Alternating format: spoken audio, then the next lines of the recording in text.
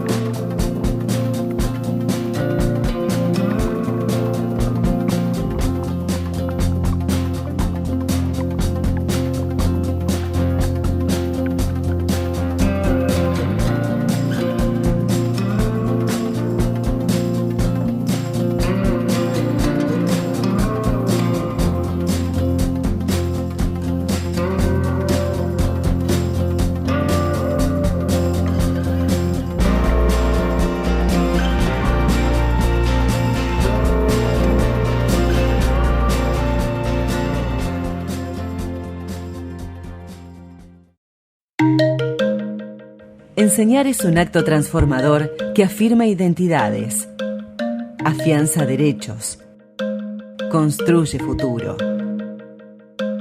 UTELPA, en defensa de la educación pública y de las y los trabajadores de la educación.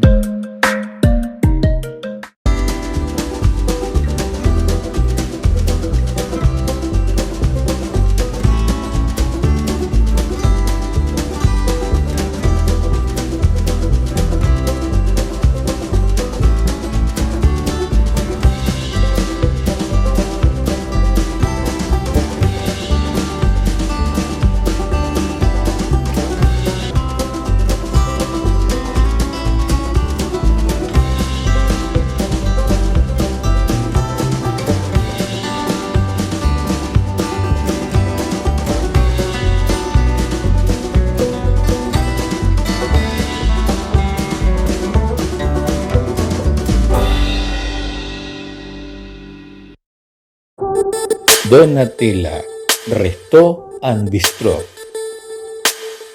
Un lugar de encuentros. Donatella. Abierto por la mañana de 9 a 14. Almuerzo con los mejores sándwiches, pizzas, comidas veganas y sin TAC. Merienda. Abrimos a las 18 horas. También cena. De lunes a jueves abierto de 20 a 23:30 horas. Viernes, sábados y domingos de 20 a 0:30 horas. Donatella. Resto and Bistro. En la terminal de 25 de mayo. I got joy, joy, joy. I've got joy down in my soul, because there's something about the Spirit of Jesus that gives me such joy, joy, joy, joy. Bien, volvimos y ahora sí avanzamos para entrar a bucear, a explorar en la vida del protagonista de esta entrevista de hoy, que es Abel Aveldaño, intendente de 25 de mayo, actual intendente, como lo hemos hecho con los anteriores. Bueno, quedó ahí a flor de agua el tema de los valores y la importancia de la familia, que me parece que es un eje hermoso, ¿no? Pero bueno, hablábamos de cuestiones de rasgos culturales de esa época, en donde las correcciones eran al alpargatazo en el más liviano de los casos, ¿no? Pero bueno, vienen los cambios y todo lo demás. Pero más allá de esto, Digo, llegar al lugar a donde vos llegás hoy, de la responsabilidad de conducir un pueblo, tiene que ver con toda esa formación, ¿sí? Porque uno va aprendiendo esas cosas y en el mundo de hoy parece que si uno no tiene plata no tiene oportunidades. Bueno, el caso tuyo y el de tantos otros seguramente es una demostración de que las oportunidades están. Lo importante es tener esta base, ¿no? De una familia que te diga, te enseñe responsabilidad, te enseñe trabajo y que todo hay que hacerlo a fuerza de esforzarse, ¿no? Sí, yo creo que sí, que es la base fundamental de cualquier construcción que quiera hacer, ya sea personal o en lo político, en lo familiar, en lo que sea, digamos. Me parece que es una condición de vida. Y creo que eso, creo que yo por lo menos lo aprendí muy bien, más allá de que seguramente algunos no estarán de acuerdo con lo que uno ha logrado, pero bueno, son las reglas del juego, y creo que en esto de la política uno empieza a jugar o se mete y decís, mirá que ahí te puede pasar esto, te puede pasar aquello. Yo digo, cuando uno tiene las cosas claras, ¿no? Antes de empezar a jugar en política, si no te desvías, me parece que no te puede pasar absolutamente nada. O sea, creo que podés entrar y podés salir cuando vos quieras. Yo estoy convencido de eso, soy un convencido de que si haces las cosas bien, o por lo menos vos crees que estás haciendo las cosas bien, me parece que no te puede pasar nada raro. Y después sí, que en la política todos son corruptos, que la política es esto, es lo otro. Estas cosas pasan en todos lados. Pasan en la familia, pasan en el barrio, pasan en la escuela, pasan en cualquier tipo de asociación civil, pasan en las iglesias, pasan en la política, pasan en todos lados. Lo que pasa es que pareciera que a lo único que tenés que para pegarle, o porque son los del tiro blanco, son los políticos, pero yo te puedo asegurar que en todos los lugares hay corrupción, o hay cosas que no deberían de hacerse, y que no estaríamos hablando de estas cosas si en todos los lugares se respetara, o por lo menos lo que tenemos, que no somos muchos los que podemos acceder a los puestos o a los cargos políticos o a los cargos de dirigir un pueblo. Si tuviéramos las cosas claras, y tal vez estaríamos mucho mejor, muchísimo mejor. ¿Fuiste buen alumno a lo largo de toda la escuela? ¿Cómo te ves mirándote en el pasado? No, sí, creo que sí, que fui buen alumno. Me costaba mucho porque tenía muy poco tiempo para estudiar, pero me esforzaba muchísimo. Me costaba mucho la matemática, me costaba, y hoy también me cuesta, o sea, pero bueno, cuando tuve la oportunidad de pasar por la universidad, aprobé álgebra y análisis matemático, que para mí eso ya es listo, no importa que no me recibí, yo aprobar álgebra y análisis matemático, concursada final, para mí era listo, ya está.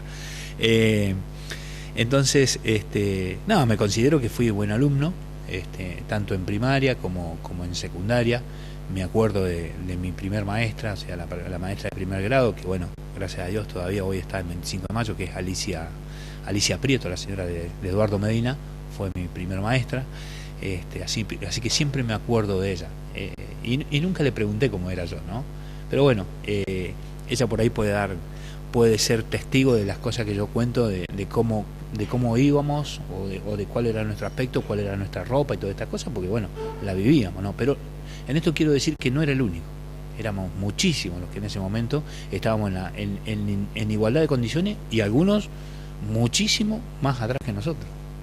Es que la escuela en ese momento igualaba. Yo recuerdo, lo más que podía aspirar a uno era un par de zapatillas flechas, y eran el que era de familia acomodada usaba esas zapatillas, y el que era pobre juntaba las monedas y llegaba a esas zapatillas, y la otra alternativa era alpargata, no había mucho. Sí. No, es así, Rubén, es así. Tener una flecha era no era cualquier cosa, eran las Adidas de hoy, ¿eh? Yo me acuerdo mucho también la flecha, las indianas, que las indianas eran prácticamente zapatillas para mujeres, y bueno, nosotros nos compraban esas porque eran más baratas, pero bueno, eran zapatillas, digamos, y uno se las ponía, no había vuelta en eso. Así que bueno, no sé en dónde me quedé, pues me perdí. No, estábamos repasando un poco del pasado, testeando un poco cómo ibas en la escuela. Decía que digamos que algunas cosas te costaban, pero que te esmerabas en ello. ¿Cuál era el incentivo para eso? ¿Era personal? Es decir, no, yo tengo que funcionar acá en la escuela, o en la casa había alguien que los empujaba y decía, estudien chicos porque ahí está la base? No, sí, en eso mi mamá, creo que digamos la piedra fundamental era mi mamá. O sea, mi mamá se esforzaba, o sea, trabajaba todo el día, lavado, planchado, casa de familia, lo que fuera, cosechar, como te decía, con tal de que nosotros fuéramos de lunes a viernes. O sea, de lunes a viernes en mi casa no podía faltar nadie a la escuela. O sea, eso sí te lo aseguro que no faltábamos. Y después, bueno, en mi caso nunca me tuvieron que mandar porque a mí me gustaba ir a la escuela y porque sí tenía presente de que si estudiaba, yo sabía, o sea, por eso también, más allá de que mi viejo en toda su ignorancia que puede haber tenido, él decía, si no estudiabas vas a ser un bruto como yo y vas a andar siempre con la pala. Entonces eso te quedaba. Pero bueno, por ahí era más fácil decir, no voy a la escuela, que tengo que estar estudiando. O uno decía, voy a trabajar y gano más con la pala. Sí, ganás cuando sos joven, pero te olvidás que un día vas a ser viejo, que vas a tener más edad, ¿no? Y que muchas veces cometemos ese error de trabajar en ese tiempo, de decir, no, gano mucho más trabajando por fuera de una empresa por mi cuenta que estando en una empresa, pero no te dabas cuenta de que el tiempo pasa y que nos vamos poniendo viejos y después cuando te tiene que llegar la jubilación decir no me puedo jubilar porque nunca aporté. Entonces, pero bueno, son esas cosas que en su momento de juventud o de adolescente uno no es rebelde y dice, yo quiero vivir el presente. Claro. No, y normalmente la madre cumplía esa función, por eso te lo pregunté, porque la madre era como que tenía el poder de policía en la casa. También la que te corregía. O sea, yo que tenga, que me acuerde, mi viejo nunca me pegó, nunca, jamás. Pero mi viejo era simplemente que te tuviera que hablar o que pegarte un grito, listo, no hacía falta pegarte. Sin embargo, mi mamá te agarraba por ahí con la toalla, con el repasador, con lo que hubiera a mano. Nunca lastimarte, pero sí darte los correctivos, como decís vos, o con la alpargata, o con la zapatilla, y la zapatilla flecha dolían. Y digamos, ustedes, después de grandes, hicieron la evaluación del pilar que fue la vieja ahí. Pues. Sí, yo esto, o sea, donde tengo oportunidad de decirlo, lo digo, no reniego de mi vieja ni de mi viejo, de ninguno de los dos, o sea, siempre estoy orgulloso de los padres que me tocaron, de los padres que me regaló Dios, y seguramente si hubiesen tenido otro poder adquisitivo, otro nivel de estudio y estas cosas, hubiésemos estado 1000 veces mejor, porque nosotros estuvimos bien sin tener nada de eso, ellos, sí el afán de formar una familia, de criarnos y darnos lo mejor que se podía en ese momento. Justamente en el rol del padre, normalmente esa sociedad, hoy la llaman patriarcal, el padre era el que proveía, el que traía la plata, el que tenía la última palabra en todo caso, como vos decías cuando te llamaba la atención, pero era, digamos, el que menos participaba en esa. Y yo me imagino, por eso digo lo del pilar de tu vieja, de haber tenido tantos chicos y haberle puesto la lupa a cada uno para que se esforzaran en la escuela, sabiendo que no es fácil después de una jornada de mucho laburo, atender a los pibes, que me imagino como han sido ustedes que eran muchos encima, ¿no? No, fácil no era. Yo tenía la meta que era, o sea, terminar primaria, terminar secundario y siempre quería ir a probar, decir, yo tengo que llegar a la universidad. Yo no sé si me voy a recibir, si tengo capacidad o no tengo capacidad, pero eso sí ya era un desafío en mí, personalmente en mí. Y bueno, eso se dio. Me acuerdo todavía hasta el día de hoy cómo llegué cuando me inscribí en la Universidad de Santa Rosa, en la Universidad de La Pampa. Cursé la carrera de Recursos Naturales, no la terminé, pero no la terminé no porque no tenía capacidad, porque me dediqué a hacer otras cosas, y ahí es donde arranca fuertemente el tema político en mi vida, digamos. Cuando fui más chico, más vale, en todas las campañas que se te ocurre, del 83 a la fecha, estuve en todas, siendo pibe, siendo adolescente, siendo joven, estuve en todas las campañas, siempre del mismo lado, siempre dentro del Partido Justicialista, y siempre acompañando al que iba adelante, ¿no? Más allá de que podía estar de acuerdo, no podía estar de acuerdo, me renegaba, no me renegaba, siempre acompañaba. Pero, digamos, en ese momento, haber decidido hacer la escuela secundaria cuando para nada era obligación en ese momento, no era cultural que uno termina primaria. La secundaria era como un lujo visto, digamos, para esa generación, sobre todo en un pueblo chico, en donde sí, bueno, a veces la secundaria te permitía ser un empleado público, por ejemplo, algunas cosas, pero casi que no era obligatorio. ¿Sí? Esa mirada de haber tenido en claro que había que hacer eso y tener la universidad, Feliu nos contaba en la entrevista que le hicimos que él, bueno, te lo dije hace un ratito, le dijo al padre que no iba a estudiar y el padre le dio un correctivo de esos de estilo de esa época y estudió, si no hubiera hecho la secundaria, ¿no? Sí.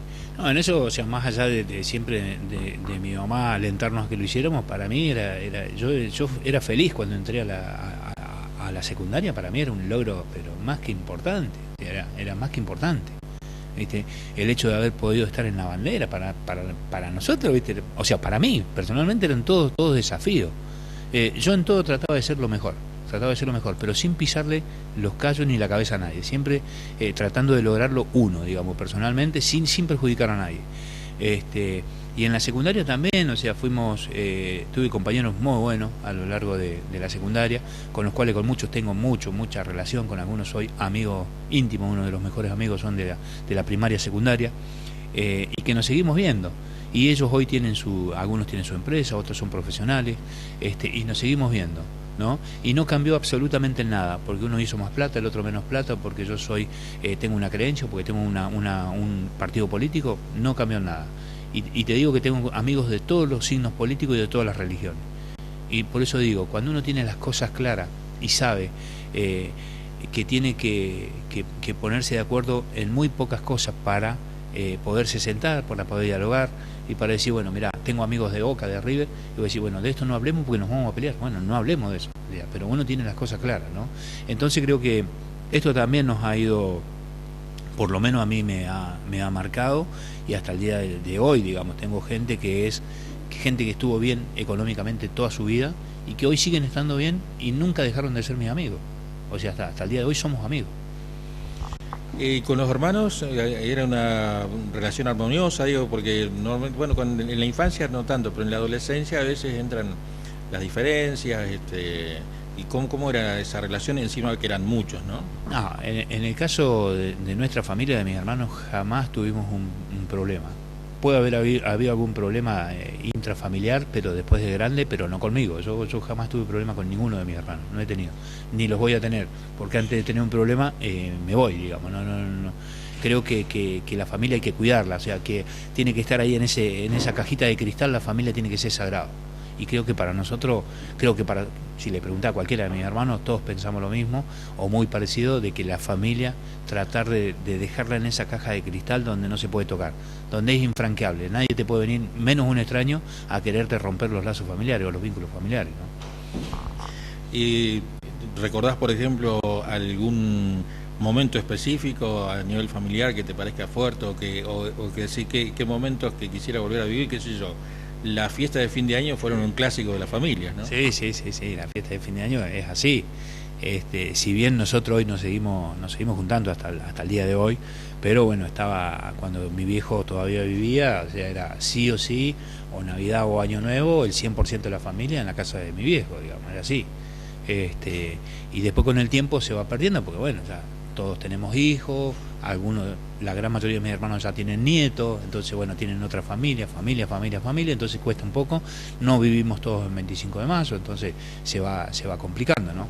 Pero sí, esos momentos, o sea, o los cumpleaños, o sea, nosotros cada vez que nos juntamos si nos juntamos todos somos como 70, 80, digamos, y es solamente la familia de mi mamá y mi papá, o sea, no estamos hablando ni sus hermanos, ni nada, son los hijos, la madre y el padre, nada más. Cuando faltó tu papá, ustedes ya eran grandes, les tocó en la infancia, ¿cómo fue la pérdida? No, si mi viejo falleció en el 2006, sí. No, ya éramos todos prácticamente grandes, o sea, quedaba mi hermano Jonah, que bueno, ya hoy es grande, tiene su familia, tiene hijos, y los demás ya éramos todos grandes. La mayoría ya no estábamos en la casa, digamos, pues ya nos habíamos armado nuestra familia, ya nos habíamos ido de la casa, digamos. ¿Ideología política a nivel familiar? ¿Todos eran más o menos del mismo palo o había diferencias? No, era Perón y Evita, era así. O sea, pero eso también por el tema de mi abuelo materno y mi abuela materna. Mi abuelo era muy peronista. Te contaban de los primeros juguetes y todas esas cosas allá por los años 50, no sé, 46, 50, te contaban esas historias y vos decías, nada, o sea, yo tengo que seguir esto, o sea, si los hizo feliz a mi abuelo, que no tenían nada, entonces vos decís, tengo que seguir esto, y bueno, y ahí uno empieza, digamos, de alguna manera a mamar esas cosas, el tema de la justicia social y del que menos tiene, y por ahí mi abuelo era una persona que tenía muy poco, pero él al que encontraba, o sea, vení, sentate acá, vos comés con nosotros, o vení a quedarte acá, viste, esas cosas que te la... O sea, la fuimos aprendiendo de alguna manera, no solamente de nuestros padres, sino que de nuestros abuelos también. ¿La militancia la compartieron entre hermanos o vos sos el único que le dio por la política? No, sí. Tengo dos hermanos más, o sea, mi hermana Karina y Pablo también estuvieron de alguna manera ligados en esto, pero con la fuerza que lo hago yo, no, ninguno. Porque bueno, ellos mismos me dicen, vos sos especial porque tenés sangre fría, porque, o sea, yo creo que ninguno de mis hermanos hubiese podido hacer política, porque ninguno se bancaría las cosas que yo bancaba, ¿ya? Pero bueno, yo para mí todo es ganancia, o sea, todas las cosas nos ayudan a bien. Y creo que los que creemos en Dios decimos, hay que ver todo, tiene que pasar todo. La Biblia dice que hay que escudriñar todo y retener solamente lo bueno. Déjalo. ¿Qué llegó primero a tu vida? ¿La fe en Dios o la política? No, la fe en Dios, la fe en Dios. Yo recuerdo, o sea, desde que tengo uso de razón fui a la iglesia. Al principio me daba lo mismo, creo que habré dormido en algunas bancas, siempre el pastor Pérez me dice, se acuerda de cuando yo dormía en las bancas, o por ahí no prestabas atención, ¿no? O por ahí tu mamá te obligaba a ir a la iglesia, y después con el tiempo te das cuenta de que eso te sirvió, porque ahí también, o sea, en la iglesia, ¿qué te pasaba? Que siempre vos encontrabas a alguien que estaba 10 veces peor que uno, en las condiciones económica o de enfermedad o de discapacidad o cosas así. Vos decías, o sea, no soy yo el último orejón del tarro, o sea, hay gente que está 10 veces peor que yo y que siguen para adelante y que la pelean y que no le salen las cosas. Entonces eso también te da un poco de vitalidad o de fuerza y decir, ¿por qué no la voy a pelear yo? Si estoy mucho mejor, tengo que pelearla. Y digo, evidentemente la fe viene por herencia porque los padres los llevaban, como vos contás. Ahora, ¿en qué momento está ese despertar, ese clic que hace que si no, este es el camino que yo quiero estar? Si bien uno va porque conoce a la gente, porque tiene amigos, porque los parientes van, hay un momento que te hace ese clic y tenés ese encuentro espiritual, en este caso con Jesucristo. Sí, yo creo que, o sea, que si bien estuve siempre dentro de las cosas de Dios, yo creo que a los 18 años, cuando yo me voy a estudiar a la universidad, es ahí donde yo realmente me siento solo y digo, bueno, tengo que buscar en alguien o en algo, y ahí fue donde apareció mi relación más fluida con Dios, y entendí que las cosas de Dios no es un pastor, no es un cura, no es una monja, son las cosas de Dios, es una cuestión personal que uno hace con Dios, y a partir de ahí, bueno, decís, vos elegís, o sea, elegís vivir conforme a la voluntad de Dios o elegís vivir conforme a la voluntad del mundo, que no quiere decir que tengas que vivir solamente para Dios, podés vivir en el mundo, pero hacer la voluntad de Dios. ¿Y te ha costado mantener el equilibrio, digamos ya administrando la cuota de poder político, poder mantener ese equilibrio del caminar por el filo de la navaja con el tema de la fe, con todo lo que significa toda esa serie de mandatos espirituales que hay, ¿no? No, a mí no me ha costado. Es más, cuando yo decido participar en política, o sea, el 99% de los cristianos estaban en contra, digamos, de los evangélicos estaban en contra, porque bueno, o sea, si vas a, o sea, porque teníamos ese creo que todo la gente común tiene el hecho de decir, si entra en política es porque va a robar, o si entra en política es porque va a hacer un negocio, o porque va a meter al hermano, porque va a meter a la hermana, va a meter a la familia, o sea, cosas siempre, o sea, los que no conocen o los que no saben tienen la política es eso. Y yo creo que la política depende de cada uno, o sea, la política es la mejor herramienta que tenemos y que la hacemos siempre, la hacemos en la familia, en la iglesia, en el club, en todos lados. Depende cómo la apliquemos. Pero la política no es que la política se hace sola, la hace gente, la hacen personas. Y esas personas tienen formación, algunas con buenas bases de la familia, otras no, y otras con malas bases de la familia, pero que cuando han entrado en política también han hecho las cosas bien. Así que creo que a mí no me costó, sinceramente no me costó. Y nunca tuve vergüenza de decir de que creía en Dios, de que era cristiano, de que era evangélico, de que era canuto, de que iba a la iglesia de este o del otro. Cuando te dice, sí, pero ella afana, ¿a vos te afanó? No, pero afana. ¿Pero y cómo sabés que afanó? O sea, porque acá todo el mundo te dice, sí, los pastores sí se llenan de plata. Si vos no vas a la iglesia, si no sabés cómo es. ¿Viste? Entonces, bueno, yo esas cosas siempre las defiendo. Y yo digo que uno tiene que cumplir con las cosas que Dios te pide, ¿no? Y es simplemente, Dios lo único que te pide es que le des tu corazón, nada más. Y después creo que podría enumerar toda la noche cosas de los momentos donde Dios me ha sacado y de los momentos donde yo digo que me dé palabra o que me saque las palabras, porque muchas veces uno quiere salir y reventar todo, y esas cosas, si no estás bien internamente o espiritualmente, me parece que salís como cualquiera de los demás, ¿no? Y por ahí eso es lo que más molesta. Yo creo que a la gente común le molesta de que uno no salga a responder, o no salga en las redes sociales, o no salga a decir esto o lo otro. Yo creo que el tiempo es la mejor medicina para todo. Y como para redondear el bloque, y ya vamos a entrar en el próximo, en la historia política concreta, ¿vos sentís que este momento que has pasado, el mandato anterior, este mandato, ha sido una misión de parte de Dios para vos? ¿Te lo mostró de alguna forma? ¿Se dio? ¿Qué lectura haces? No, yo esto siempre dije, si es la voluntad de Dios llegar, porque era imposible llegar, bueno, vos conocés un poco la historia de 25, si es la voluntad de Dios yo voy a llegar, y si no, no voy a llegar. O sea, era así. O sea, eso lo aceptaba plenamente, pero tampoco voy a dejar de trabajar o sea, pues si vos te sentás a esperar y que Dios te alcance todo, no, justamente te da las herramientas para que vos lo pelees también. Pero sí, siempre dije esto, o sea, si es la voluntad de Dios, el primer mandato, cuando fui concejal, todo, el segundo mandato, todo, o sea, siempre ponía en manos de Dios, y si era su voluntad, bien, y si no, yo me sometía a eso. Ahora sí, hacemos una pausita, entramos ya en la historia política de Abel Aveldaño, actual intendente de 25 de mayo, y después en el próximo bloque, en el bloque siguiente, abordaremos la actualidad también para ver la lectura internacional, nacional y local, que todo tiene que ver con todo. Una pausa, venimos enseguida.